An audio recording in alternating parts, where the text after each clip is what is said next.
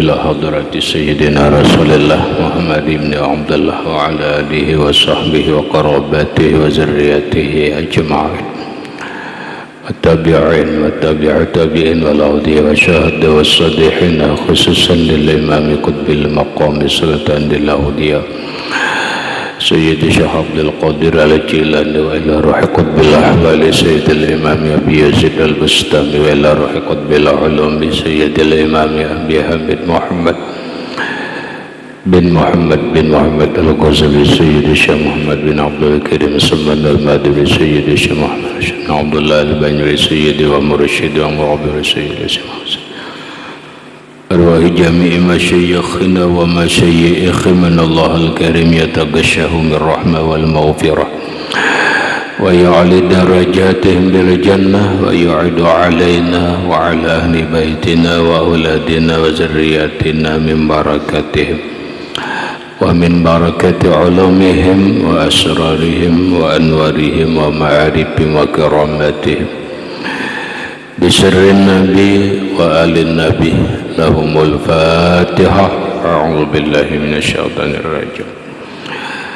بسم الله الرحمن الرحيم. الحمد لله رب العالمين الرحمن الرحيم مالك يوم الدين.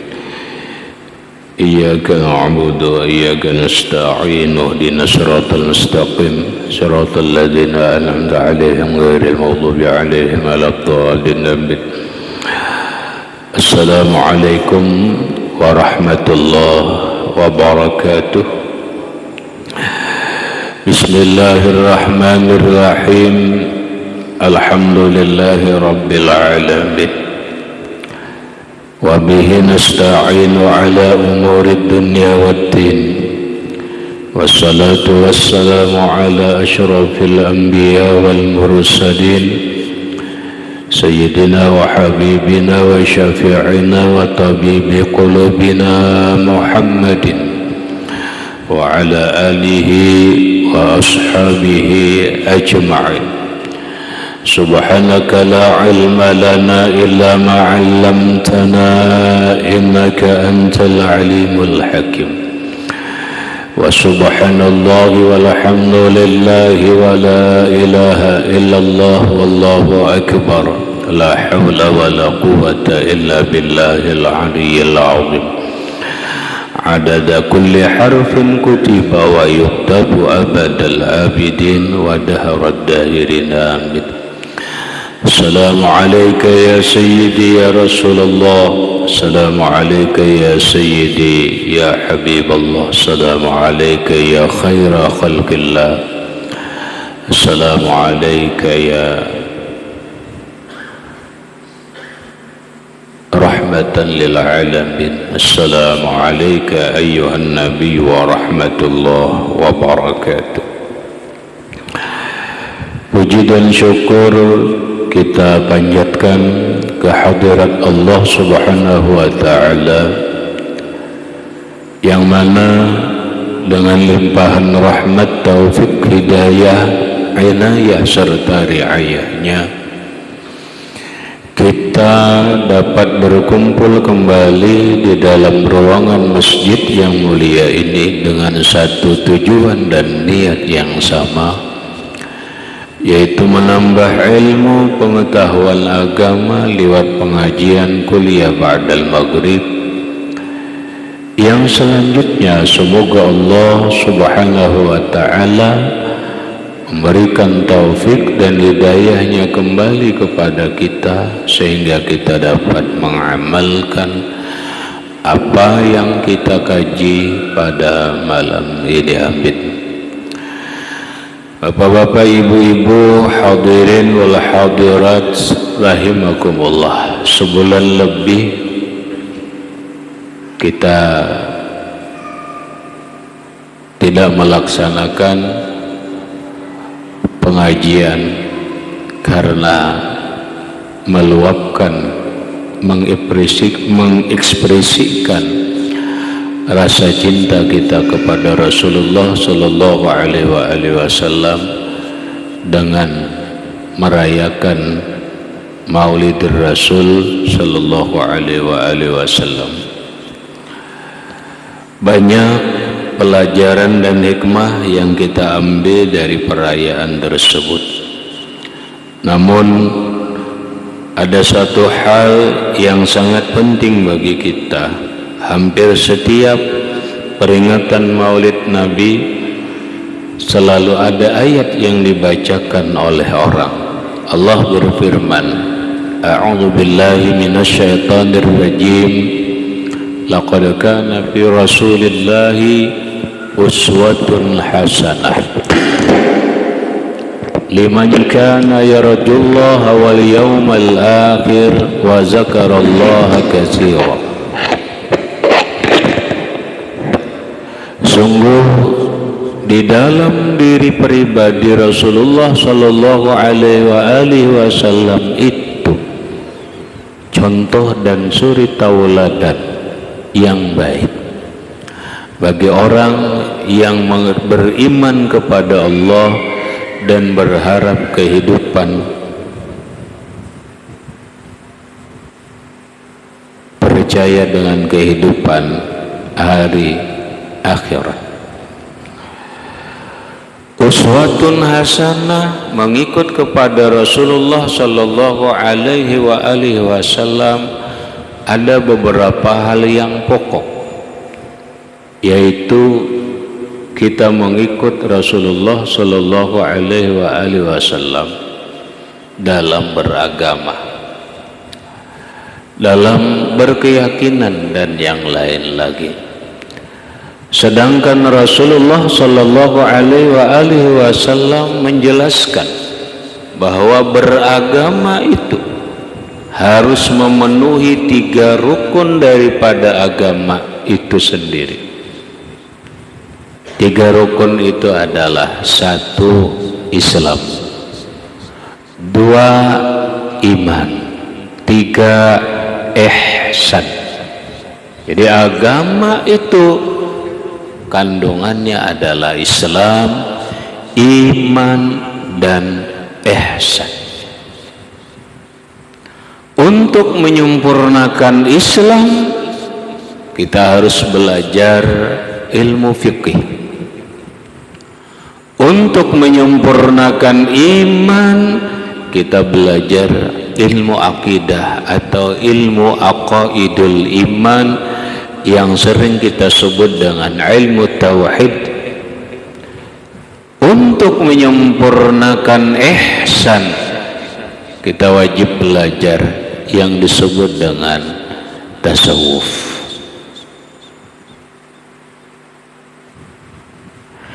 Ketika kita ingin menyempurnakan Islam yang di dalamnya itu ada rukun Islam, ada syahadat, sembahyang, puasa, zakat, dan haji, maka kita membutuhkan tuntunan, kita membutuhkan petunjuk untuk melaksanakan rukun Islam itu sendiri. Kita kadakawa bisa beudu, mulai betoharah, beudu, sembahyang, kecuali ada tuntunannya, kecuali ada petunjuknya. Tuntunan dan petunjuk ini yang secara keseluruhan disebut dengan ilmu fikih. Kita tidak bisa langsung belajar hanya Quran dan hadis. Kita tidak bisa langsung mempelajari ilmu fikih, ilmu ibadah melewat Quran dan hadis seperti yang didengung-dengungkan oleh sekelompok orang. Apakah itu bernama Salafi, apa itu bernama Wahabi, dan yang lain-lainnya, yang mereka mengatakan tidak perlu pakai mazhab, kita cukup dengan Quran dan hadis. Apakah kita seperti itu? Tidak. Dalam pemahaman ahlu sunnah wal jamaah bahwa kita umat Islam secara umum per individu tidak akan pernah bisa mengkaji secara utuh, secara lengkap berkaitan dengan tuntunan ibadah lewat Quran dan hadis langsung, karena kada semua orang punya kebisaan. Jangankan kita hendak ngaji Quran dan hadis kemudian memperdalam, kita kadang-kadang umat Islam mengaji Quran aja kada lancar. Nah, lalu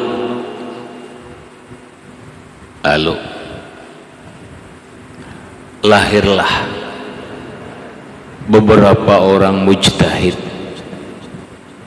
orang-orang yang berijtihad mengistimbat hukum,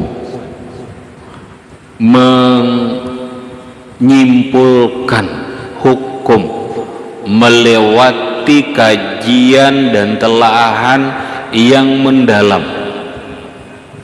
Lahirlah al-mazahibul arba'ah, lahirlah mazhab yang 4. Walaupun dulu terkenal dengan mazhab 9, di antaranya selain daripada mazhab yang 4, ada mazhabnya Imam Sufyan As-Suri, ada mazhabnya Daud Az-Zahiri, ada mazhabnya Abu Lais As-Samarkandi, ada mazhabnya Sufyan Ibnu Uyainah dan yang lainnya. Namun belakangan mazhab yang utuh menyajikan lengkap, menyajikan semua aspek hukum furu' fikih dalam 4 bab, baik bab ibadah, yang kedua bab muamalah, kemudian yang ketiga bab munakahah, kemudian yang keempat bab hudud. Maka yang lengkap dengan aspek keilmuan itu sekarang adalah al-mazahibul arba'ah, mazhab yang 4. Ini pokok pembahasan kita sesuai urutan pembahasan kitab yang kita baca. Mazhab yang pertama yang lahir adalah mazhab Hanafi.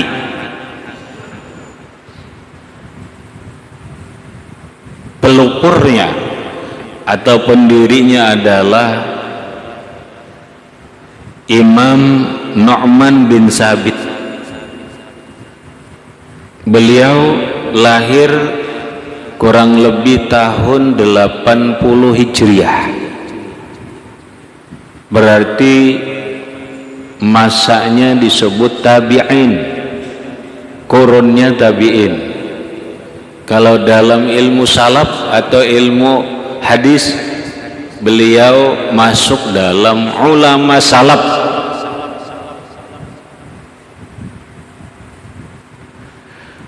(80 Hijriah), wafat 150 Hijriah. Maka terkenallah mazhab beliau dengan sebutan mazhab Hanafiyah atau mazhab Hanafi, yang sekarang banyak berkembang di daerah Afrika, dari Jamaika, Nigeria, Tunisia, dan termasuk Afrika Selatan, termasuk Boko Haram, kemudian sampai ke kawasan Maghribi, kawasan Turki, Maroko, itu adalah mazhabnya Hanafi. Berikutnya lahir lagi mazhab Maliki yang dipelopori oleh Imam Malik bin Anas. Beliau orang Madinah. Kalau Imam Hanafi ini orang Kufah. Kalau sekarang Kufah ini adalah masuk kawasan Teheran atau Iran. Kalau dulu bahasanya Persia. Karena ada sebagian mengatakan memang Imam Hanafi adalah orang Persia. Kemudian yang kedua, lahirlah mazhab Maliki yang dipelopori oleh seorang ulama yang lahir di Madinah, wafat di Madinah, berkubur di Baqi, namanya Malik bin Anas radhiyallahu anhu. Beliau lahir tahun 90 Hijriah, 10 tahun lebih muda daripada Imam Hanafi, dan beliau meninggal pada tahun 179 Hijriah.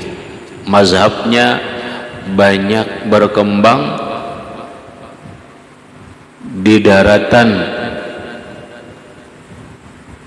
Hijaz, kemudian dulu di Mesir, kemudian sebagian di kawasan Asia. Berikut lahir atau muncullah mazhab Syafi'i, yang mana Imam Syafi'i lahir di sebuah kampung atau kota sekarang yang disebut dengan Gaza, Palestina. Dari Palestina. Lahir beliau bertepatan dengan meninggalnya Imam Hanafi, Nu'man bin Sabit, itu tahun 150 Hijriah. Dan beliau meninggal pada tahun 204. Kurang lebih 54 tahun Imam Syafi'i berumur.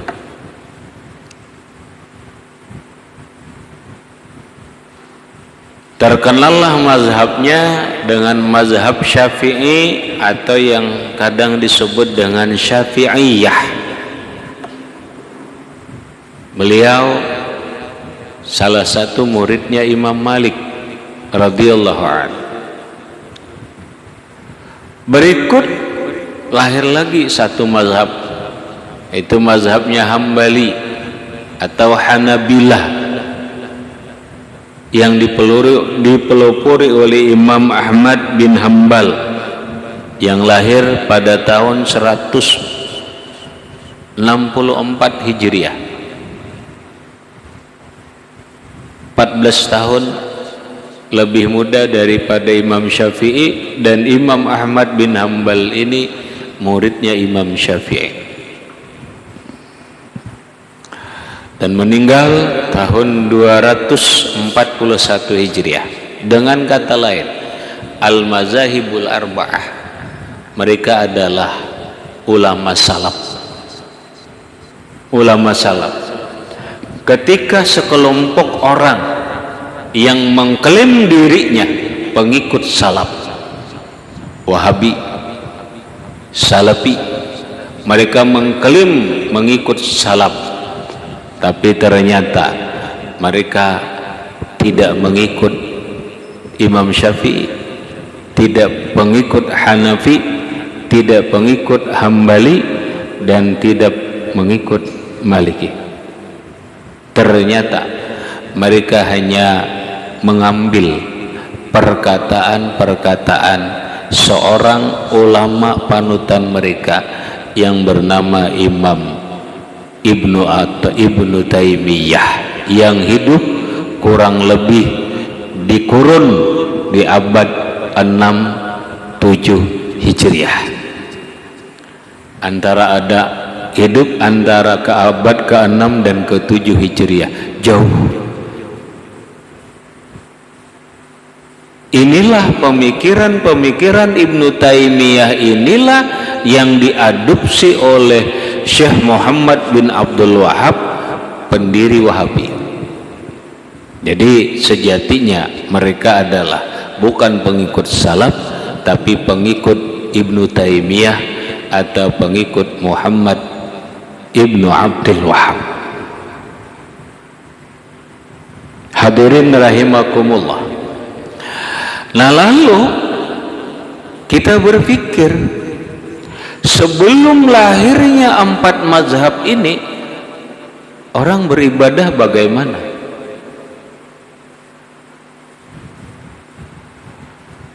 Zaman tabi'in, zamannya Imam Ja'far Shadiq dan seterusnya, ya orang beribadah atau hukum fikih mazhab memang tidak ada, tetapi dari guru ke guru. Ada pemikirannya Imam Ja'far Shadiq, ada pemikirannya Imam Musa Al-Kazim. Nah, setelah lahirnya mazhab, maka timbullah satu pertanyaan tadi. Apakah umat Islam itu wajib mengikuti salah satu mazhab?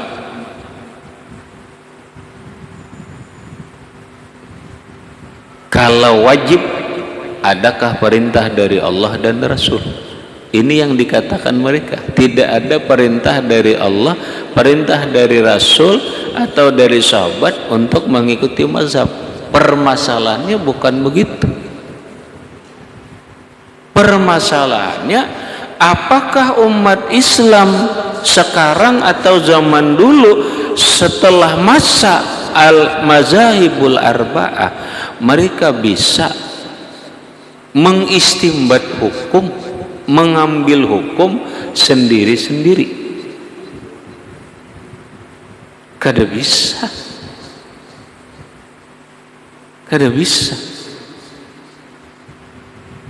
Nah, karena umat Islam ini kada bisa,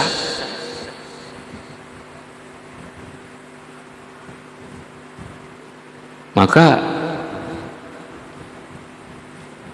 adalah orang nang sudah memberikan kepada kita hasil masaknya. Kita ini kan terima masak saja. Nah, ada lagi yang memprotes, apakah Imam Syafi'i itu maksum sehingga terpelihara daripada kesalahan? Apakah Imam Maliki maksum sehingga terpelihara daripada kesalahan?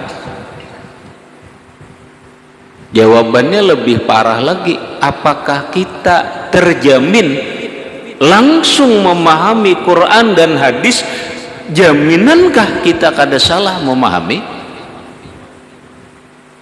Kan begini, kita langsung aja Quran dan hadis. Sejauh mana modal kita untuk memahami Quran dan hadis? Kemudian adakah jaminan pemahaman Quran hadis kita itu benar?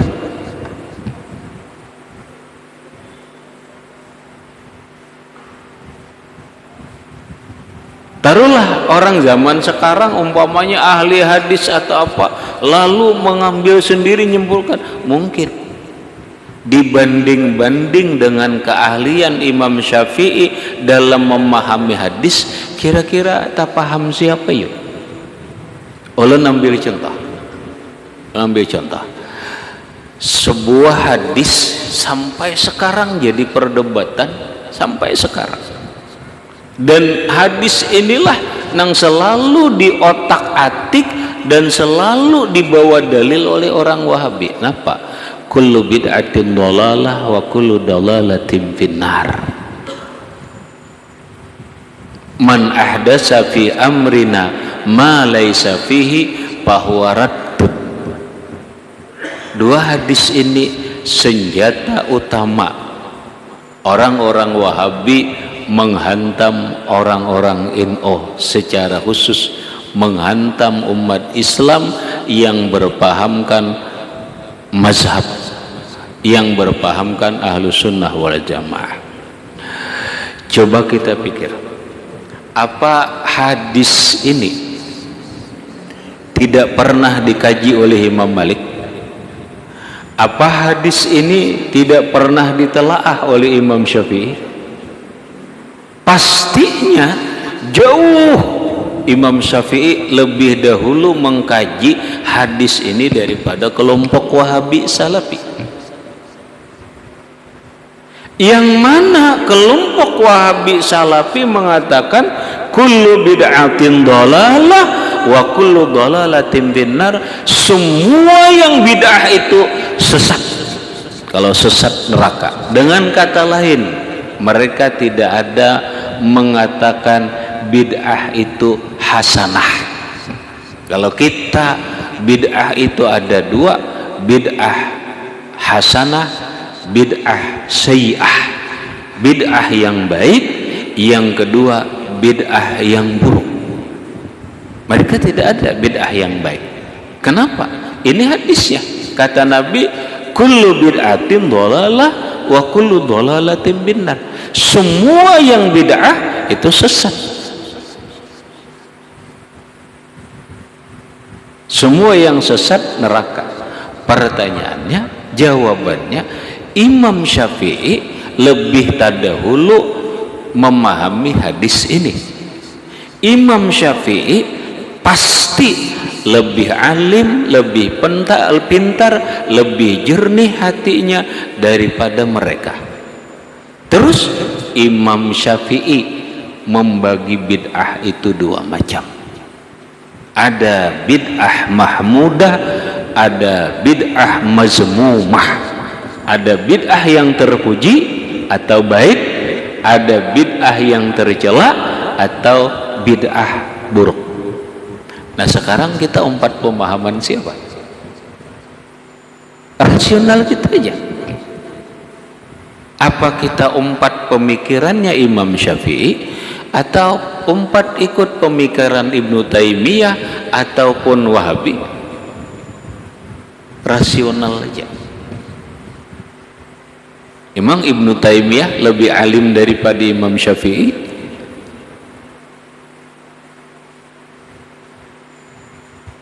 Ibnu Taimiyah beberapa kali masuk penjara atas kesalahan fatwanya, dan fatwa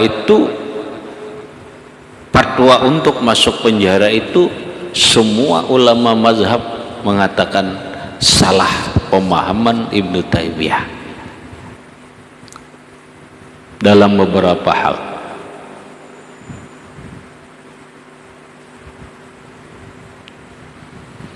Nah, kita kadang ngalih karena kita kadang ada modal untuk memahami hadis kullu bid'atin dhalalah wa kullu dhalalatin finnar.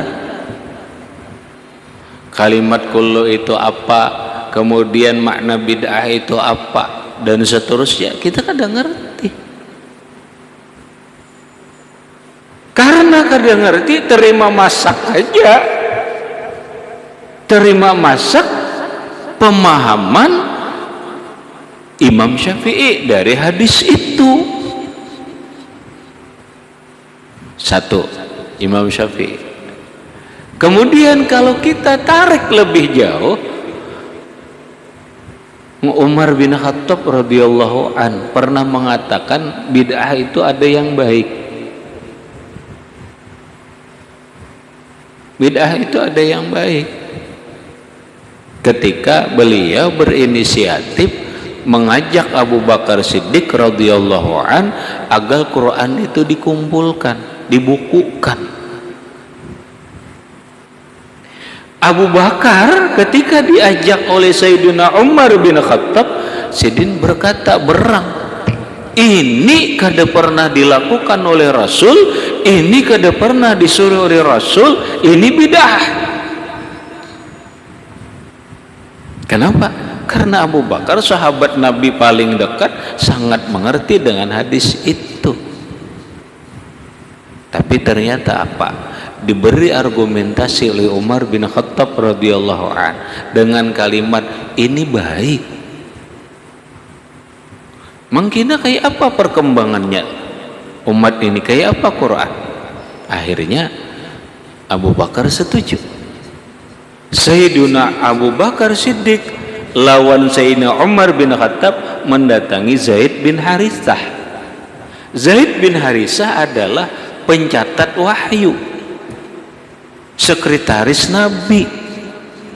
Lalu mengajaklah Abu Bakar lawan Umar agar Zaid bin Harithah membukukan Al-Quran. Tegang Zaid bin Harithah. Kata Zaid bin Harithah, aku lebih baik memikul gunung daripada memikul tugas ini, karena Rasulullah tidak ada pernah melakukan dan memerintah. Dijelaskan oleh Umar. Akhirnya mikir, beberapa hari kemudian Zaid bin Harithah setuju. Terbukukanlah Al-Quran. Begitu Al-Quran terbukukan, Umar bin Khattab berkata, ni'matil bid'ah hazihi, inilah sebaik-baik bid'ah. Berarti ada yang namanya bid'ah hasanah, bid'ah yang baik. Nah, dari inilah kajian Imam Syafi'i. Beliau menyimpulkan bahwa bid'ah itu dua, ada bid'ah hasanah, ada bid'ah mazmumah, ada bid'ah yang terpuji, ada bid'ah yang tercela. Kita ya umat inilah, masa umat Wahabi, umat Wahabi. Hadirin rahimakumullah. Nah, akhirnya semua aspek hukum dan cara ibadah, mulai kita beristinja, berbasuh bakamih dan bertoharah lah, bahasanya bertoharah, mulai beristinja, mulai berwudu, mulai mandi dan seterusnya. Kita bisa lah mengkaji langsung lewat hadis? Kada bisa. Kada bisa. Mbah, kada bisa tuh sudah ada nang masaknya nah. Mana masaknya? Nih mazhab sudah masak, kada perlu lagi berepot-repot. Nah, silahkan pilih, mau umpat mazhab Syafi'i, mau ikut mazhab Hanafi, mau ikut mazhab Maliki, mau ikut mazhab Hambali, silahkan.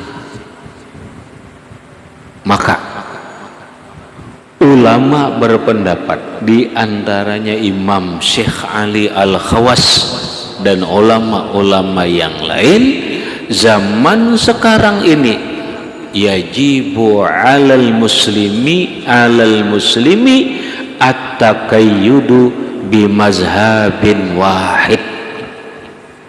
Sekarang ini umat Islam wajib berpegang kepada salah satu mazhab. Orang kembali ke Quran dan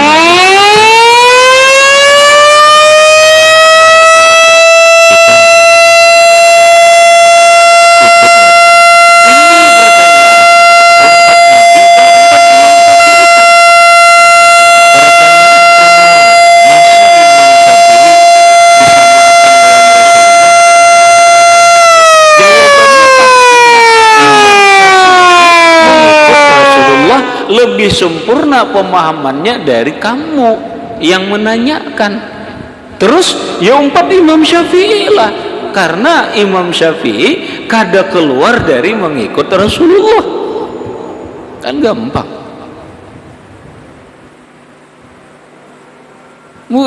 Mengikut Nabi aja daripada mengikut Imam Syafi'i. Nabi maksum, Imam Syafi'i kada. Ini kan pertanyaan-pertanyaan yang konyol, menjebak lawan umat Islam nang kada paham. Akhirnya apa? Ikutlah dengan pemikiran mereka. Jadilah keluar daripada mazhab yang 4. Maka para ulama mendefinisikan Ahlus Sunnah wal Jamaah itu adalah orang yang fikihnya berpegang kepada salah satu mazhab yang 4, tauhidnya berpegang kepada paham Abul Hasan Al-Asy'ari atau Imam Abu Mansur Al-Maturidi, dan tasawufnya mengikuti paham Imam Junaidi Al-Baghdadi, Imam Al-Ghazali, Imam Syekh Abdul Qadir Al-Jilani. Hadirin rahimakumullah, ini kita bahas lebih lanjut kena tentang mazhab ini, karena ini sangat penting seiring yang disebut dengan zaman sekarang, zaman modern, zaman pemikiran berkembang. Ada orang yang mengatakan orang yang bermazhab itu pikirannya kada bebas, dia terikat. Kada kayak itu, kada liberal. Kita bukan pengikut liberal. Sekali lagi, insya Allah ke depan kita tetap membahas masalah mazhab ini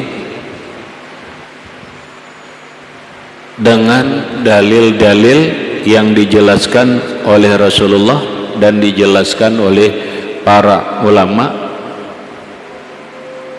radhiyallahu anhum. Berikut insya Allah kita kupas tentang siapa atau biografi sampai manakibnya Imam Hanafi. Imam Syafi'i itu kayak apa garang, Imam Malik itu kayak apa garang keilmuannya, Imam Ahmad bin Hambal itu kayak apa garang, kayak itu. Walaupun itu membutuhkan waktu yang lumayan panjang. Bapak dan Ibu hadirin rahimakumullah, karena waktu itu dulu yang dapat ulun sampaikan.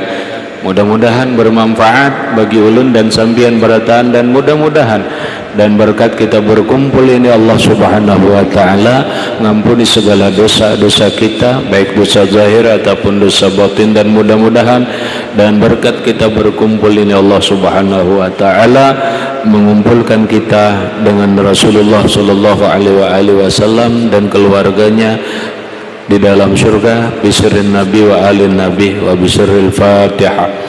A'udzu billahi minasyaitonir rajim. Bismillahirrahmanirrahim. Alhamdulillahi rabbil alamin. Iyyaka na'budu wa iyyaka nasta'in. Ihdinas siratal mustaqim siratal ladzina an'amta 'alaihim ghairil maghdubi 'alaihim waladdallin. Bismillahirrahmanirrahim. Rabbil alamin. Allahumma shalli 'ala sayyidina Muhammad wa 'ala ali sayyidina Muhammad.